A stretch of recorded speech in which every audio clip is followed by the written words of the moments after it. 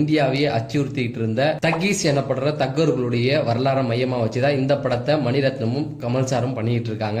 இந்தியாவுல நிறைய கொள்ளை கும்பல் இருக்கு, ஏன் உலக அளவுலயும் நிறைய கொள்ளை கும்பல் இருக்கு. அப்படி எல்லாம் இருக்கும் பொழுது கமல் சாரும் மணிரத்னமும் தக்கீஸ பத்தி எடுத்திருக்காங்க. ஏன்னா இந்த தக்கீஸ் அப்படிங்கிறவங்க 600 வருடமா இந்தியாவை ஆண்ட மன்னர்களா இருக்கட்டும், இந்தியாவை ஆள வந்த ஆங்கிலேயரா இருக்கட்டும், இவங்க எல்லாரையுமே அச்சுறுத்தி பார்த்தவங்க. அவங்களுடைய வரலாறு தான் இந்த வீடியோல நம்ம பார்க்க போறோம். நீங்க இன்னும் நம்ம சேனலை சப்ஸ்கிரைப் பண்ணலாம், சப்ஸ்கிரைப் பண்ணிருங்க.